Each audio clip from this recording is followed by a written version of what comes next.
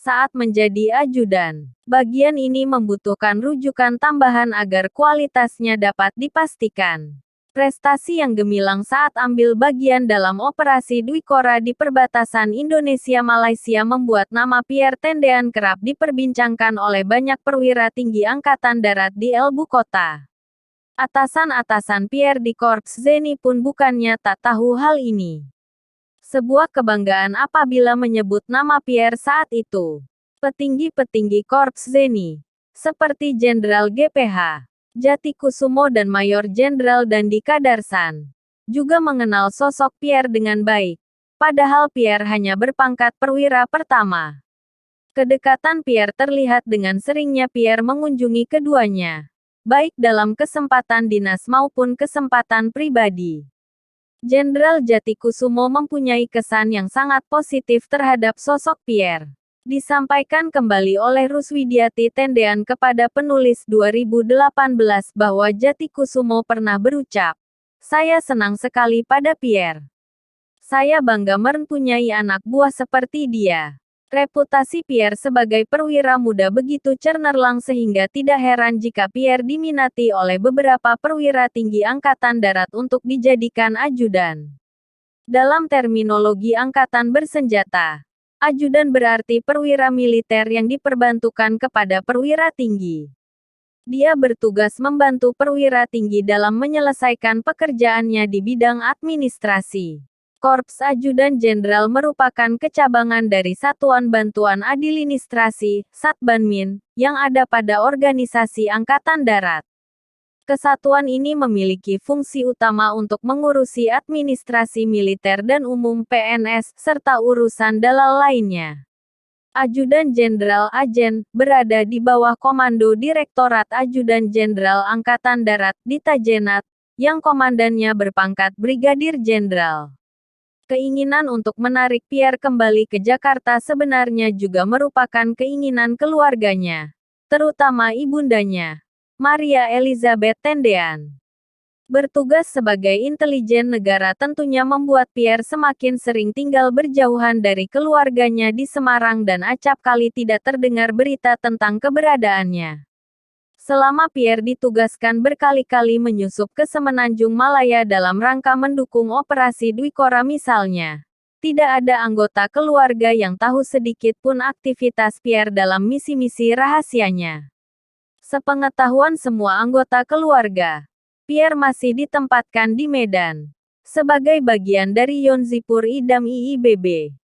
Bahkan, seperti penuturan Ruswidyati kepada penulis 2018, keluarga baru mengetahui prestasi dan penugasan Pierre di perbatasan justru pada saat riwayat hidup dan karir Pierre dibacakan saat upacara pemakamannya di Kalibata, Jakarta Selatan, pada tanggal 5 Oktober tahun 1965. Dari informasi yang terkuak itulah Ross akhirnya paham bahwa hadiah berupa pakaian impor, jam tangan, raket, dan kamera yang dibawa pulang dan dikirim Pierre ke Semarang selama tahun 1964 sampai awal tahun 1965 itu tidaklah diperolehnya dari jalur lintas perdagangan internasional, tetapi memang didapatnya langsung dari negeri seberang saat tengah bertugas dalam operasi Dwi Kora. Firasat ini sebenarnya dirasakan oleh Maria Elizabeth, terinsting seorang ibu berulang kali renengusiknya. Lelaki satu-satunya tengah menyabung nyawa di negeri orang. Perasaan ini menimbulkan kecemasan terus-menerus. Maria Elizabeth Tendean adalah ibu yang sangat mencintai anaknya, dan selalu memikirkan anaknya bertugas di mana bagaimana kondisinya. Apalagi Pierre tidak rutin berkomunikasi dengan keluarga jika sedang bertugas. Suatu ketika, Ibunda Pierre yang masih memiliki hubungan keluarga kerabat dengan istri Jenderal Nasution, yaitu Johanna Sunarti Nasution, Ibu Nas, mengutarakan akan nasib sang putra kepada Ibu Nas. Di mata Jenderal Nasution, yang kala itu sudah menjabat sebagai Menteri Koordinator Pertahanan dan Keamanan, Kepala Staf Angkatan Bersenjata, Menko Ilankam, Kasab, Pierre bukanlah sosok asing. Dia sudah dianggap seperti adik kandung, sebagai bagian dari keluarga mereka. Pucuk dicinta ulam tiba. Posisi ajudan Menkohankam Kasab saat itu memang tengah kosong setelah Kapten Gustav Adolf Manulang gugur dalam sebuah operasi di Kongo. Jenderal Nasution kekurangan staf administrasi yang dapat membantu urusan dinas sehari-hari. Tetapi juga sekaligus dapat dipercayainya di era panasnya politik tanah air ketika itu. Menurut Ross, pada masa itu sudah sangat sulit membedakan siapa kawan dan siapa lawan bagi Jenderal Nasution. Memasuki tahun 1965, suhu politik nasional memang sedang mengalami eskalasi yang masuk dalam kategori membahayakan bagi diri Nasution. Partai Komunis Indonesia (PKI) saat itu sedang berada di atas angin dengan mendapat dukungan penuh dari Presiden Soekarno. Terlebih setelah Kabinet Nasakom Nasionalisme, Agama, dan Komunis terwujud, ditandai dengan masuknya beberapa anggota berpaham kiri dalam kabinet, seperti Subandrio dan Nyoto. Nasution sudah sejak lama dianggap sebagai lawan utama PKI dalam memuluskan program-programnya. Bahkan, dalam peristiwa pembakaran kedubes Inggris pada tanggal 18 September tahun 1963, rumah Pak Nas yang hanya berjarak 5 km dari kedubes Inggris juga ikut dikepung oleh pengunjuk rasa. Dalam tubuh TNI AD saat itu juga tidak terlepas dari pertarungan ideologi, dan terdapat perbedaan-perbedaan pandangan di antara para perwira tinggi. Isu yang sering diangkat adalah menyingkapi kebijakan-kebijakan pemerintah dan terutama gaya hidup seputar lingkungan istana. Belum lagi telah terjadi pembinaan secara ideologis oleh PKI kepada para perwira militer dan prajurit TNI. Pierre dirasakan Nasution tidak akan pernah mengkhianatinya mengingat eratnya hubungan kekeluargaan di antara mereka selama ini. Hal itu ditambah pula dengan reputasinya yang sangat baik selama menyelesaikan pendidikan keperwiraan dan mengemban setiap tugas yang dipikulkan kepadanya. Jenderal Nasution sangat terkesan dan respek pada prestasi Pierre di Malaysia.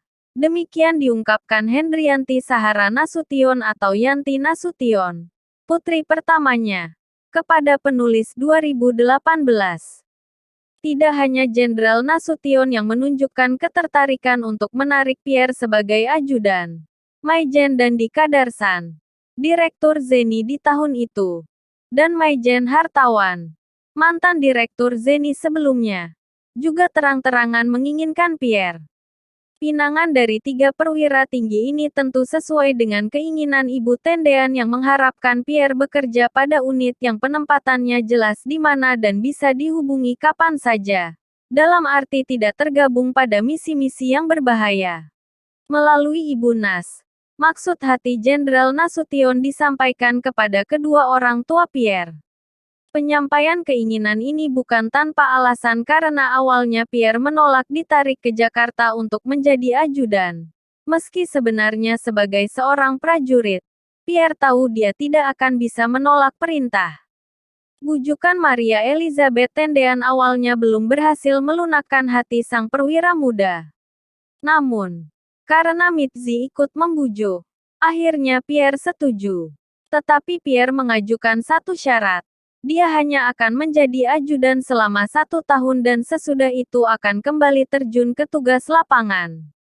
Pierre adalah tipe tentara lapangan yang menikmati tugas-tugas beraksi dengan senjata di tangan.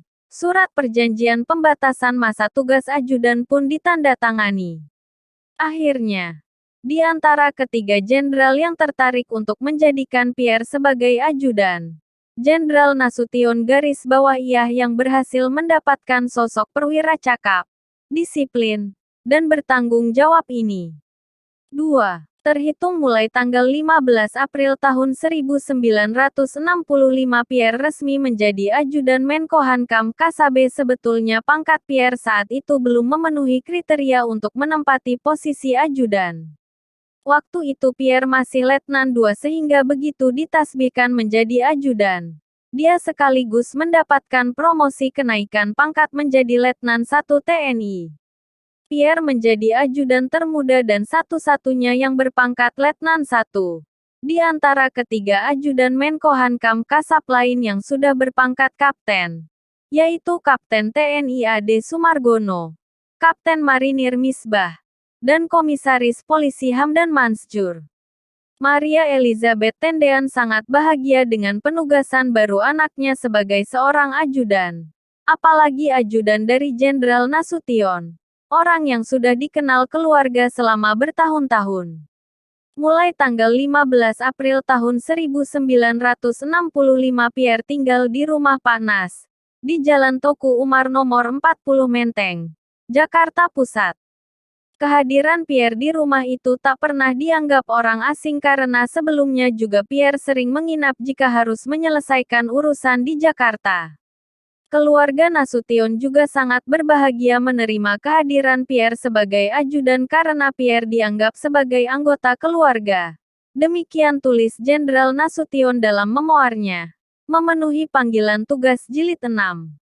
Terima kasih sudah menonton video kali ini. Semoga video kali ini menambah ilmu pengetahuan kita tentang sejarah bangsa Indonesia. Sampai jumpa lagi di video selanjutnya. Assalamualaikum warahmatullahi wabarakatuh.